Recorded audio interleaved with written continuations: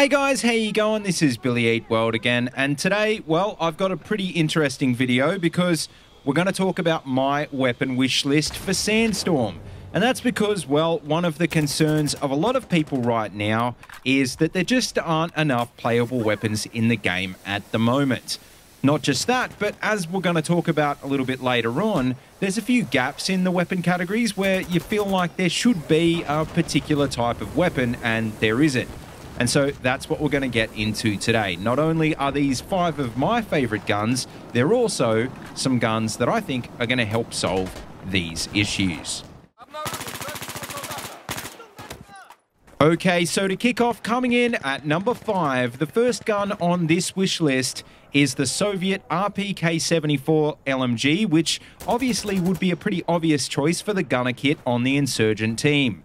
Because at the moment, all that class has is the PKM, which fires a full-sized rifle cartridge, whereas the M249 on the security team fires a much smaller intermediate caliber round.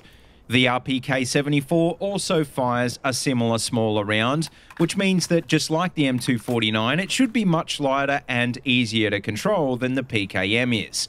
And not just that, but something it does differently to both of them is that it uses a box or a drum magazine instead of a belt, so it will have a smaller capacity, but as a trade-off will also be faster to reload. Now, next on the list, coming in at number 4 is the M240 Bravo, because using the same logic as before, the security team probably needs a heavier caliber machine gun. And I think the M240 makes sense in this slot because it's basically the standard issue 30 caliber medium machine gun of the US military, which makes it almost like a Western equivalent of the PKM.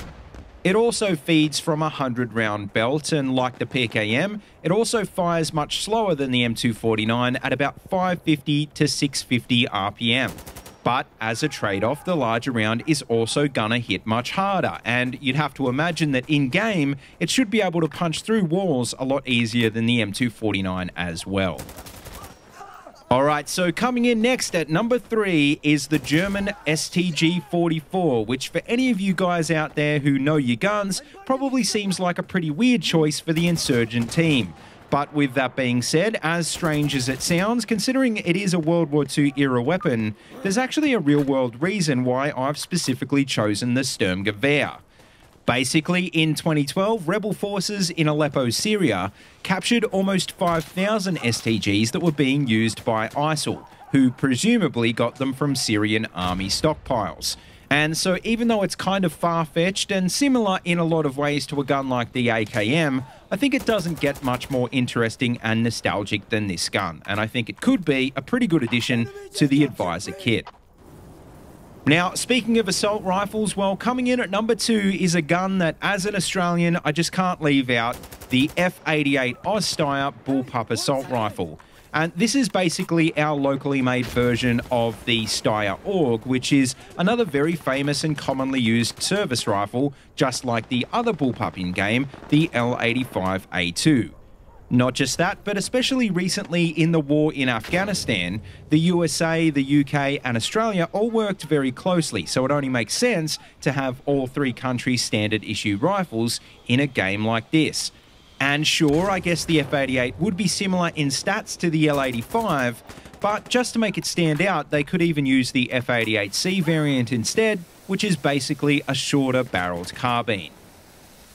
But finally, the last gun on this wish list, and one of my favourite weapons of all time, coming in at number 1 is the HK417 Marksman Rifle, which, funnily enough, is also another weapon used by the Australian Army and is also one of the go-to DMRs for special operations teams from various countries all around the world.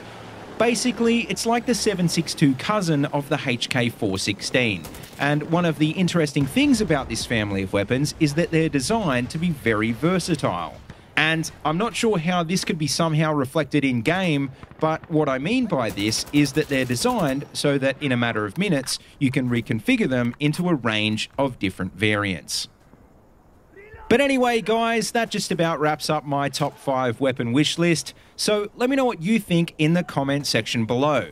And also, just like any top 5, I'm sure you guys have got a completely different list, so make sure you let me know what that is down below as well, because I'd love to read through them. As always, though, don't forget to like, comment, and subscribe, and please feel free to check out the links in the description if you want to see any more of these videos.